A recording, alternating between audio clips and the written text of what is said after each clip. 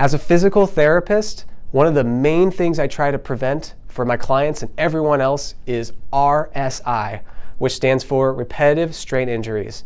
And those are very common in the wrist for people who have to use the mouse or the keyboard a lot for work. So I'm going to give you 2 things that can help reduce or even eliminate the chances of having an repetitive strain injury in your wrist.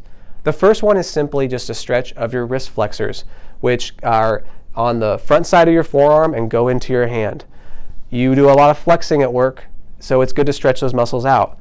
How you can do that is just straighten your elbow, take your other hand and grab your fingers and pull them down to feel a stretch again on the top part of my forearm. Simple stretch, 15 seconds, 60 seconds, just a good way to take a break throughout the day with mousing or keyboarding. You can also do this 2 other ways too. One is kind of a prayer stretch where you're putting both hands together and dropping them down, making sure your shoulders aren't bunching up as you're doing it. I actually don't feel a lot of stretch with this, so I like to flip them upside down like this, and this is where I feel a nice stretch. Again, making sure that my shoulders aren't up. I have to keep them dropped down. Okay, so that's number 1. Number 2 is we really wouldn't be doing you any justice if we didn't talk about the wrong way and the right way to mouse in general. So I have a mouse right here, and I'm going to show you the wrong way first.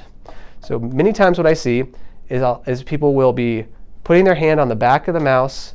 My carpal tunnel wrist area is actually in contact with the table, and I'm just moving back and forth like this. We can call it wagging, and you can remember that by thinking, no wag, don't wag. Instead, what we're going to do is get that carpal tunnel area off of the table completely by taking this side, kind of knuckle side of the palm of your hand, and blending it right at the tip top of the mouse. So boom, right here, I'm going to put my fingers down. What it does is it shifts my hand a little bit from being back here touching the table to now the carpal tunnel area is not touching the table, and I can move from my shoulder. So really I'm just moving my hand forward a little bit on the mouse, and I'm not causing that compression on my wrist anymore. So there you go.